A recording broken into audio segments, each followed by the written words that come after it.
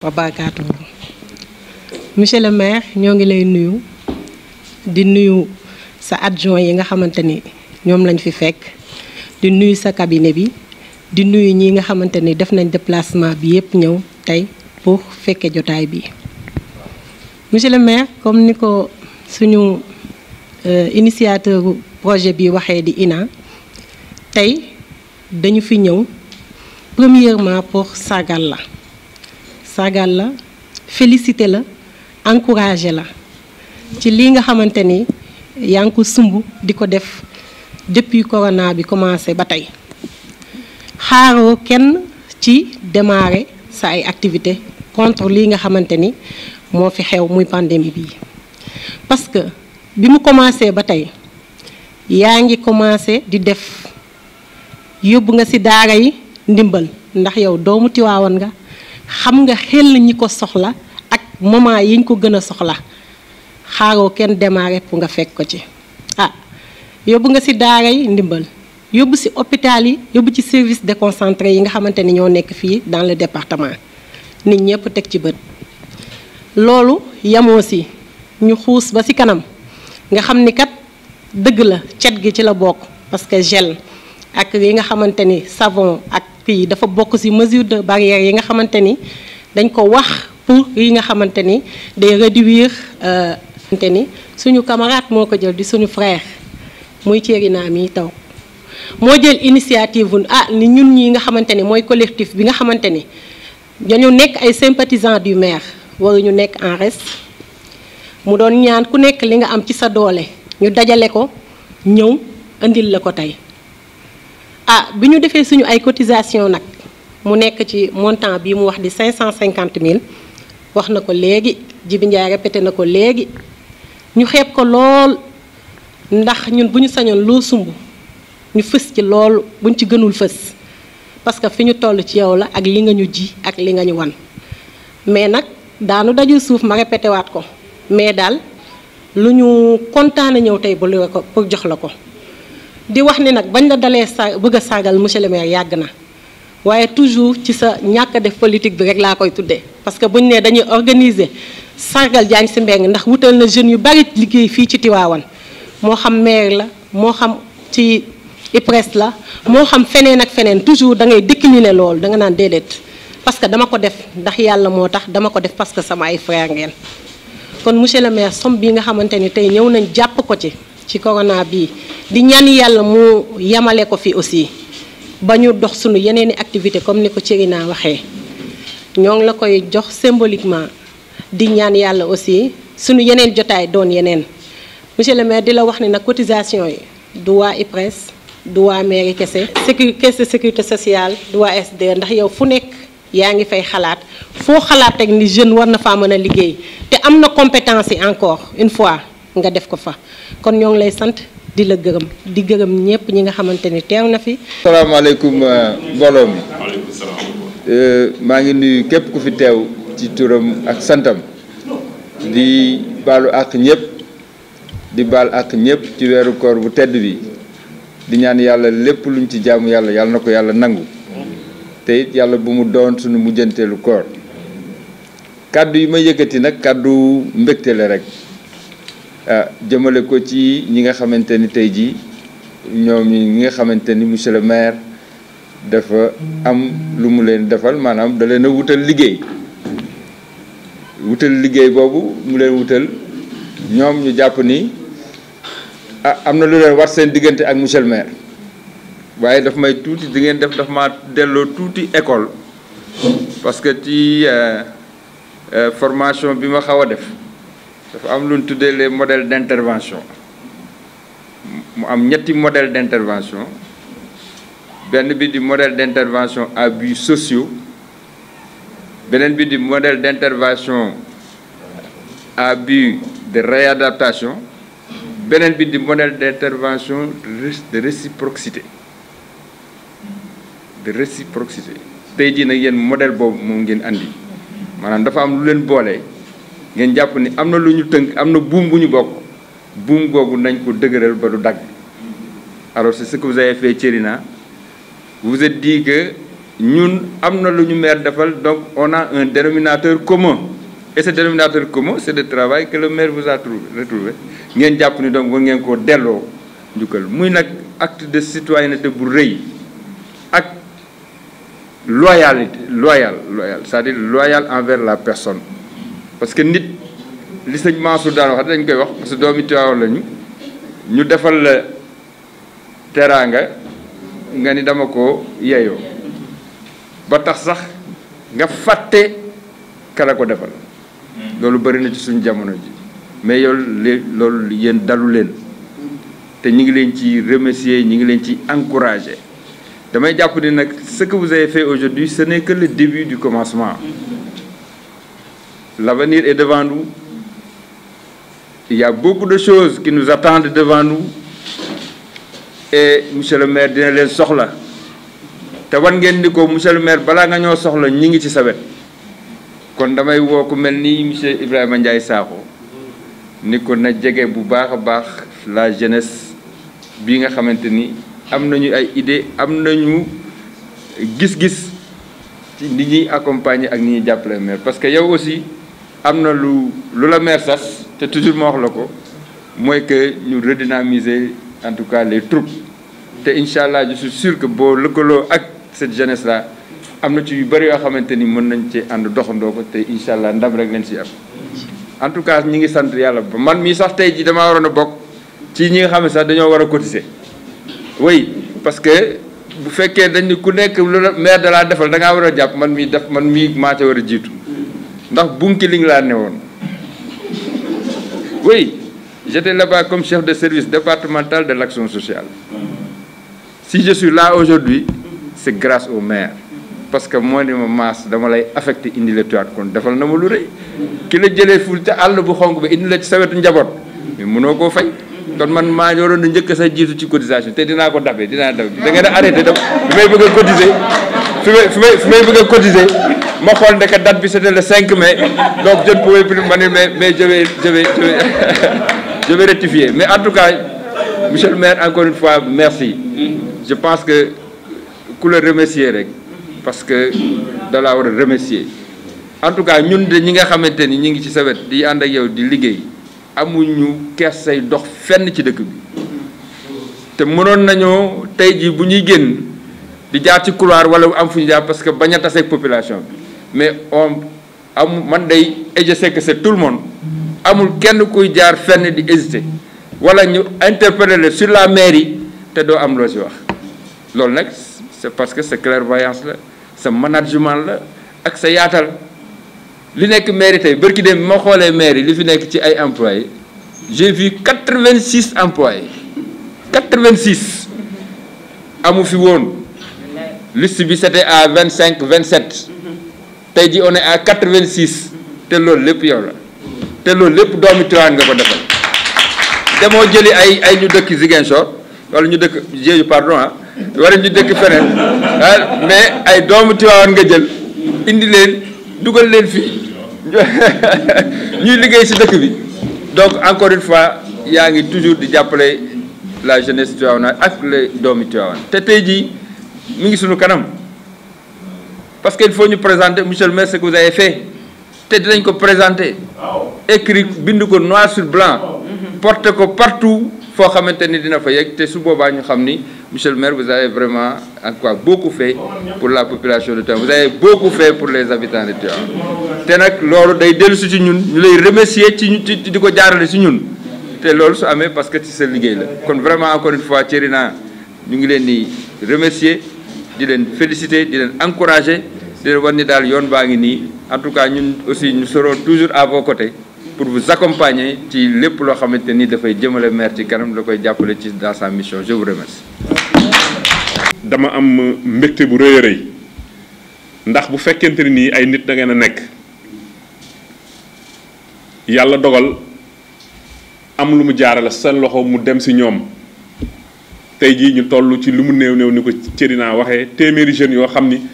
satisfaction bi ma ci am mooy ñi ci ëpp bañ leen di jël nekkul woon ci wàllu politique ndax boobu defaguñu politique bañ ko defee nag renforcer nañ ko ndaxte quand même ñi ma jël ci département bi moom ñooñu Macky Sall laa ci delloo njukkal ndax ay jeunes yu koy jàppale la sonn ci moom fu ñu fëgg mu tëju ma ne ah aw ma droit nag président Macky Sall am fu mu ma teg jeunes yi sonnal ko Issa Sow Macky loolu moom ma marqué woon ci message yi mu doon yónnee xaw ma ko temps yooyu daawuñu sax ànd politique mieux moom wax na ni sax comme moo ko waxal ba bi may ñëw politique ñoom ci ñi ma doon xeex lañ parce que bëgguñu woon ku mel ni man ñëw ànd ak ñoom mais jour ba ma ngi koy woo di ko recruter pour delloo njukkal Macky Sall la woon parce que moom moo leen ñoom dañ ko jàppale woon sonn te bunt bu ñu fëgg jotatuñ ci moom mais bu dee waa Tivaouane yi nekk ci biir Tivaouane vraiment li ci ëpp mooy su ma sañoon tey pour man defaguma asaka yéene li ma yéene waa Tivaouane su ma sañoon damay taxaw ni père de famille bu ne mère de famille bu ne yónnee ma sa benn doom ñu jël ko béréb sàngam moo tax suñu déggee ni am na ñii ci fonction publique ñii ci port ñii ci feneen yoo xam musuma fa jaar parce que damay jël sama tànk dox dem seeti leen ñaan leen ñu may ñu te yàlla mooy def mooy nit su ma xësee ba sollicité ci wàllu liggéey dootuma nelaw dama am sam benn fichier boo xam ne ci laa koy dugal am na koo xam ne toujours dama koy nettali bis ba ma koy woo ni ko ñëwal dañ la recruter caisse de sécurité sociale ba bés ba jotee man ko lu tax ñëw daf ne ma awma fu ma dëkk ma mere ko ni xaaral ma remplacer ko ba si yàgg ma ni noonu nit boo koy dimbali da nga koy dimbali rek man ko amoo foo dëkk mun ma déedéet man ko kaay dëkk sama kër dëkk na sama kër at à Dakar soog a dem uti ji fu mu loué mais tey jii kooku xam naa ne bu xalaatee la ma tontu woon aw ma aalam yi xam na ki may wax aw ma fu ma dëkk la ma wax kon du ma mën a ñëw man ko kon ñëwal Dakar ñëwal dëkk sama kër mu dëkk fa man nit boo koy dimbali su xamul da nga koy dimbali rek mais li ngeen def nii wane na ban genre nit ngeen comprendre naa comme ki saa wax léegi nit koo xam ne utal nga ko liggéey bu baax mais mu ni jamono ji fi mu ko fekk may ko mu cotiser comprendre nañ ko comprendre naa sax ku ni dëgg la moo ma utal liggéey waaye nag cotiser wu ma mais autant comprendre naa leen autant yéen nag maa ngi leen di remercier bu baax a baax ci acte bii ngeen def ngeen wane ni bëggoon ngeen occasion bu ngeen defee reconnaissance jëme ko ci man bu doon xaalis la ngeen dañ ko dajale jàppalee la ko pour sa dépense bopp damay wax déedéet ndax su ma amoon pour dolli leen dama leen di dolli mais nag doo leen xañ wërsëgu dimbali ay nit nga xam ne ñun ci lañ nekk boobu ba léegi ngeen ñëw di da ngeen ciy indi seen contribution te lu tax waxtaan baax dégg naa sëñ Abdou Lahad moo daan wax ne su ma juumee ñëpp juum ñu ni ko lu tax mu ne damay diisoo dafa am ko waxtaanal xëy na mi ngi si salle bi xëy na new fi man ko jeunes yi bu ñu ñëwee jox ma xaalis bi damay xool nu mu toll ma dolli ci jënd ci ay produits wala ceeb jox la ñu distribué waat ko mu ma déedéet loolu du doon seen satisfaction soo ko defee day mel ni li ñu cotisé ñëwul ci yow jël ko nga téye ko nga jënd ci li nga ciy jënd nga joxeel ko sa bopp ma ne xalaat bu rafet la parce que nee na boo ko jëloon tey ni leen indi ngeen 550 000 xaaral ma dolli ci 100 000 jëndee ko 2 tonnes am leen séddale leen ko mun ma day mel ni da nga leen ko delloo ma ne moo tax waxtaan baax te di leen wax nag ni lii ngeen ma jox ci sama posture maire jiitu ci xeex bi soxla nañ ko lool tey Tafa Niang mais xam na ni ci suba woo naa ko ni ko commandeel ma nangam ak nangam ndax am naa xaalis tey effectivement parce que xoolal nañ fan la ñuy jaar ba ñi nga xamante ni war nañ leen a satisfaire ñu satisfaire leen kon lii ngeen indi biir na leen ni di ngeen dem si ay kër yoo xam ne ñu ko soxla la te lépp luñ ci am ci yiw ci période Covid bi ni mu mettee wala ci période Ramadan nga xam ne dañu soo doxee ndogu benn nit rek yiw ba mu toll kenn mënu ko natt yiw boobu yàlla leen si yàlla jox ba mu mat sëkk di am satisfaction mënul weesu satisfaction di leen wax ni kontaan naa ba fi kontaan yam mais suñu ay relation yéen ñëpp ku si nekk individuellement dama bëgg mu weesu wàllu politique wala bu leen ma xoolee yéen a si nekk si suuf maa ne ci kaw kii mooy kii ma utal liggéey déedéet ay naataangoo lañ li tubaab di wax ay alter ego nit ku nekk bés am na ku la dimbali suñu tolloo ci dimbali waate dañ koy def soo nekkee ndaw dañ lay dimbali nga dem ba benn instant ngay dimbali waate soo demee ba nekk mag sax dañuy delluwaat di la dimbali donc lii yàlla na ko yàlla def rek mu ne kóllëre suñu diggante di wax ñi nga xamante ni yéene naa leen te yàlla defagul ma yëkkati liggéey boobu teg ko seen loxo ni leen loolu mooy sama première préoccupation au-delà de mes responsabilités à la mairie et à la SNHLM su ma sañoon tey jii yéen ñëpp autant que vous êtes ñi nga xam ne ñi ngi may jàppaleek ñi ma jàppalewul ku si nekk dinaa la utal liggéey ndax boo ko defee rek la nga problème boo xamante nii ci famille defe naa ni c'est loolu rek moom mooy li valoir tey jii yéen a ngi dégg Covid bi on parle de quoi chômage parce que nit ku liggéeyul doo fay sa location doo am loo dundee mais encore une fois dëgg la yàlla seen mbir sama loxo la ko jaarale mais taxul nag ngeen am benn obligation wala benn lu nga xamante ni da ngeen ma ko ameel su ngeen amelee yàlla subhanahu wa taala bi nga xamante ni moo ko dogale noonu moom ngeen ko ameel donc suñu relation nañ ko tënk ci relation de fraternité nañ ko tënk ci relation cordiale ay ñoo xam ñoo bokk dëkk bokk Tiwaawan nekk ay frères nekk ay sœurs ñi doon ay jarbaat ñi doon ay doom yàlla sàmmal ñu ko ndaxte nag tôt ou tard langue politique yi moom day jeex te ñun dañuy des di doon ay di nekk ay doomi Tiwaawan kon wax ji gudd na wante satisfaction mënu la weesu satisfaction li fi monsieur le maire Massamba Diagne wax li fi Sakho Ndiaye wax Mamadou Faye wax ko fekk si li Thierina wax ak Khady Gueye wax su Pape Talla waxoon loolu lay wax Ablaye Mbuub gis ngeen ni mu ko waxee defe naa ni bi may wax naan Ablaye laa fàttewoo je l'ai dit à haute voix tuuti rek mu yegg si parce que moom xam na ni ñun ñoo bokk lépp ni mu def it je pense que ni yàqul dara ci jataay bi encore une fois mes très chers amis maa ngi leen di remercier yàlla moo may chance su ma am leen waaye pas yàlla moo leen may chance su ngeen am ma même chance boobu la ma yàlla may ma am ces collaborateurs là ñi nekk dans le cabinet du maire ku mel ni Ablaye Mboub ku mel ni Pape Talla Dieye ku mel ni Bass Mbaye Sakho Ndiaye man tey jii Tivaouane su ma neexee tëdd nekk biir Tivaouane sax cérémonie am ma yebal Youssou Diédhiou te dañ naan maire ñëw na dañ naan maire ñëw na parce que on nous identifie maintenant développé nañ ay relations yoo xamante ni suñu biir vraiment relation yu am solo la mais j'ai été très ému par quelque chose aussi bi xeex bi amee sama benn bàjjen bu ñuy wax Jàbba Maar moo njëkk dama ñëw Tivaouane weekend rek sama yaay ni ma sa bàjjen Jàbba moo fi yónnee enveloppe bi ma ubbi muy 10 000 francs man ko bàjjen mu ne ma maa la ko jàppale dama gis ni nga sonne temps yi ci xeex bi ma toogaat ñëwaat weekend ñu jox ma enveloppe ma ubbi muy 50 000 francs ma ne lii ñun ma Mansour Diouf agent maire nekk sama cousin ñun ma moo ko indi nee na moo la ko jàppalee ci xeex bi mais aussi j'ai été très ému bi ma gisee seen liste yi sama ay rak yi ma bokkal ndey ak baay cotisé loolu nekk na mbir moo xamante ni ça m'a touché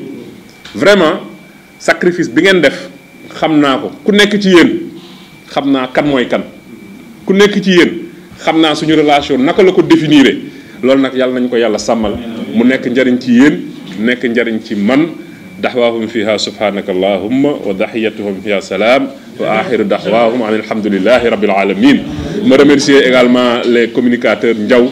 ñu ak les autres nga xam yaa leen fi représenté ndaxte da ngeen ni couleur jotaay wax ji nga fi wax rafet na lool fekk si li nga xamante ni amay Ablaye nag moom plusieurs casquettes lay waxe voilà remercier leen les rajo Dabakh ak occasion la rek Alburaax ak Albayaan seen synergie bi ngeen développé jàppale ñu ci lii je pense que lu ñuy rafetlu la di profiter rek di wax ni am na lu ñu junj sànq dégg naa Serigne Abdou si benn kasetam përigde mu ni soow mën nañu ëppante bari waaye mënuñu ëppante weex loolu nag ay olof yu ma dëxëñ la bis bu ñu paree lii ñuy def wax naa Babacar ni ko dinañ toog nag def le bilan lépp luy question